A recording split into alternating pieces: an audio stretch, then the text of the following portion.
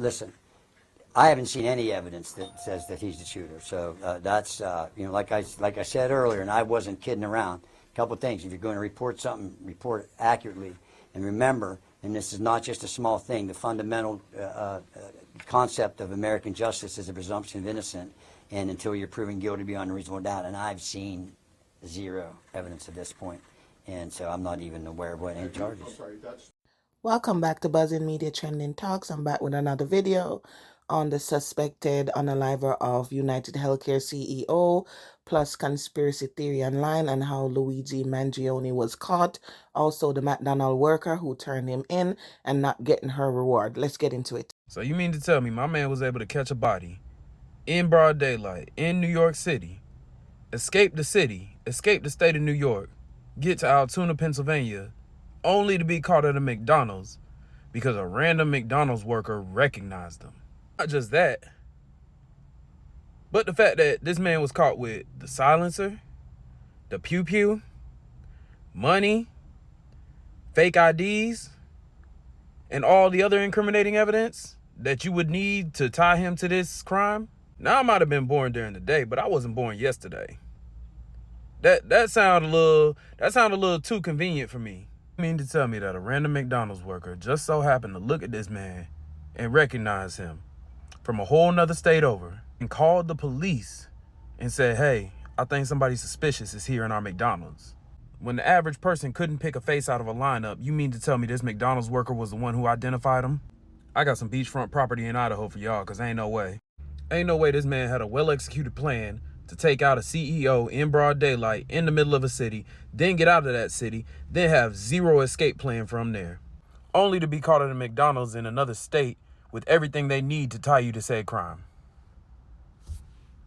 The person that turned in Luigi Mangione is getting the wildest karma right now. So at this point, you all probably know that Luigi Mangione was turned in by a McDonald's employee. You also all probably know that there was a pretty substantial reward for turning Luigi in. And this employee was going after that reward, but their claim has been denied. This is due to the fact that if you wanted to qualify for the reward, you had to call into the tip line, but the employee ended up calling 911 and not the tip line, which means they get nothing. But the karma does not stop there, because the employee turning Luigi in has caused the reviews of the McDonald's this happened at to absolutely tank. It is currently a 1-star reviewed restaurant now, and people have also found out the employee that gave the tip's name and started sharing it online, which means that on top of everything else that's happened, the employee will also probably be losing their job because of this, due to the fact that people are very, very upset with them, and that McDonald's is now no longer a safe place for them to work. Personally, I don't blame the employee. They probably just saw the cash reward and thought, oh, I can really use the money, and didn't think of anything else. But it's just wild to me that absolutely nothing in this situation ended up working out for them. No, but the McDonald's CEO was trying so hard. He gave the people the snack wrap back the moment this all happened, only for one of his own employees to snitch on the sniper.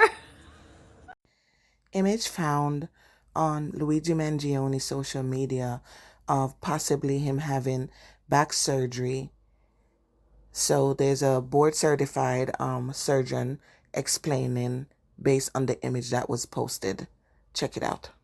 The suspect involved in the United Healthcare CEO case may have had spine surgery. And while I was recording this video, this news article was released, which did confirm that his friend stated he had surgery. Looking at his Twitter, he has this x-ray in place, which shows screws into his L5 and S1 vertebrae. That's the one he posted, and this is what it's supposed to look like. Now, we need better x-rays to evaluate the true placement of these screws, because this is not the most ideal placement of this hardware into this patient's spine. Now, the x-ray that he posted may have been taken at an oblique angle, but ideally what you want to see is that the 2 screws per level line up perfectly, so it looks like there's only 1 screw in each vertebrae. The reason why he may have had spine surgery could be related due to spinal instability. This instability could lead to spondylolisthesis, which means that one vertebrae could be pushed forward on top of the other vertebrae. As spine surgeons, in order to fix this, we would have to put 2 screws at the level above, 2 screws at the level below, and then reorient the vertebrae so that they line up on top of each other, just like this. And the idea is that by putting in these screws and these metal rods in the back, back, you would stabilize the spine and prevent this pathological movement and ideally reduce pain. He also had a book list, which included this book called Crooked, Outwitting the Back Pain Industry and Getting Back on the Road of Recovery. There was also this other book called Back Mechanic. Now, spine surgery is like any other surgery. If the indications are correct and the surgery is done properly, then the results are usually ideal. But not every patient responds the same to spine surgery. So yeah guys, so the online community is now saying that the McDonald's worker who called in and report that they saw Luigi Mangione having a meal in McDonald's is now alleged to possibly not receiving that $10,000 in reward because they didn't call the FBI hotline tip number. Instead, they call 911. I'm not sure how it works. Let me know what you guys think. Stay tuned. I have more videos coming up on this jury nullification thing, and then you will hear his lawyer take on the whole thing. So let's continue the video. For absolutely no particular reason, I want to talk to you all about the concept of jury nullification.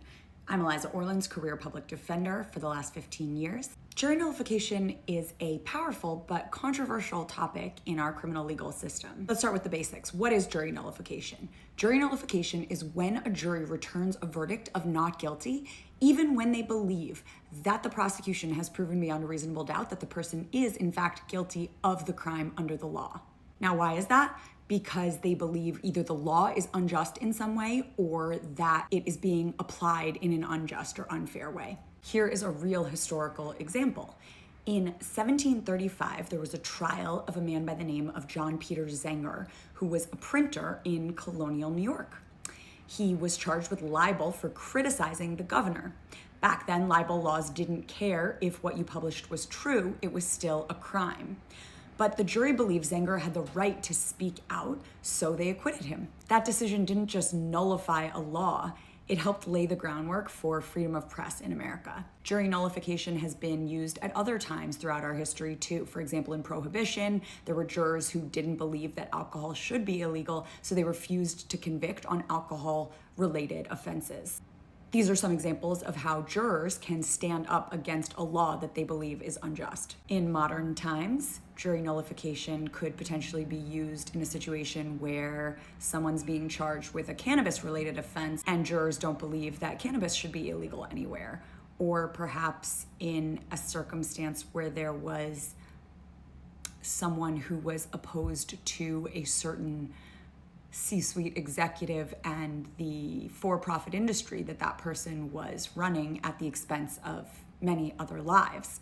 Just a thought. Anyhow, as a public defender, I have seen how our laws can be applied in an incredibly unjust way, and I think it really is important to educate people about their abilities on a jury. Jury nullification is a reminder that the system isn't just about laws, it's sometimes about justice, and that we should all use that power when we sit on a jury, but it's also a responsibility. If you're ever called to sit on a jury, using this power means understanding it and using it with care and thought. So what do you think?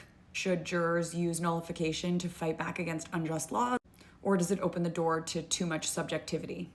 Let me know in the comments, and don't forget to share this video if you thought it was helpful and you think other people need to hear this, and make sure you're following for more.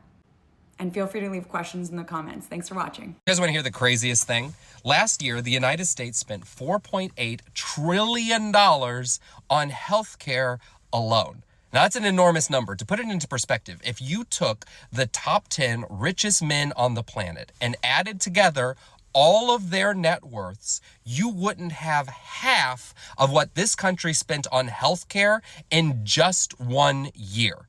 Healthcare spending accounts for somewhere between 15 and 18% of our country's entire GDP. What that means is that 1 in every $6 spent in this country is spent on healthcare. The United States spends far and away more than any other wealthy nation on the planet. And in exchange for this exorbitant amount of money, the United States receives the worst healthcare of any wealthy nation on the planet. In a survey of 10 wealthy nations, the United States ranked dead last when it came to health outcomes and access to care, and second to last when it came to administrative efficiency and equity. The United States is the worst when it comes to, things like life expectancy and infant mortality and safety during pregnancy and diabetes management. If we're spending all of this money, where the hell is it going? It's going to administrative costs. The United States spends more than double the next highest wealthy nation in administrative costs. The money is going to, among other devious entities, health insurers. The health insurance industry recorded net profits, not gross, but net profits of $25 billion in 2023. In 2022, while a lot of you were rationing your insulin and your inhalers, CEOs of just 7 health insurers took home $335 million. And the health insurance industry has spent $117 million on lobbying the government to keep this system in place this year alone. To be clear, they are robbing you, and they are keeping you and the people you love the most sick and in pain to do it. The reason that they're doing this is because they believe that you are too dumb or too weak to do anything about it. And every day that we labor under this system, we prove them right. The time for Medicare for all was 80 years ago. Every other wealthy nation on this planet has figured this out. Why haven't we? Hi, everyone. My name is Andrew, and I am, in fact, a practicing attorney. Although, admittedly, I could have chosen a different shirt to lend me an air of professional gravitas. For absolutely no reason whatsoever, I'd like to talk to you about a little thing called jury nullification. Jury nullification is when a jury in a criminal trial gives a verdict of not guilty, even though they believe that the defendant has broken the law and is guilty. Now, why would a jury choose to do this? Several reasons. Maybe they believe that the law the defendant has broken is unjust. Maybe they believe that the punishment for breaking that law is too harsh. Or maybe they are seeking to condone a defendant's actions, even though those actions are criminal and have broken the law. Now, there are 3 things to keep in mind when it comes to jury nullification. Number 1, a jury cannot be punished for giving an incorrect verdict, even if that jury has intentionally given an incorrect verdict. Number 2, under the rules of double jeopardy, a defendant cannot be tried twice for the same offense. And number 3, jury nullification is a thing in every jurisdiction in the United States, including, and again, for absolutely no reason whatsoever, New York City. Listen, I haven't seen any evidence that says that he's the shooter. So that's, like I said earlier, and I wasn't kidding around. A couple of things. If you're going to report something, report it accurately. And remember, and this is not just a small thing, the fundamental concept of American justice is a presumption of innocence, and until you're proven guilty beyond a reasonable doubt. And I've seen 0 evidence at this point. And so I'm not even aware of what any charges. So what do you guys think about this jury nullification, this hush-hush term or thing that no one wants to speak on, yet they're speaking on it? I've never heard of it. This is my first time, but let me know in the comment section if you think this will apply and if you think that he will be extradited back to New York City to face trial. Share your thoughts in the comments, like, share, subscribe, turn the post notification bell on so you don't miss any of my videos whenever I post. Bye.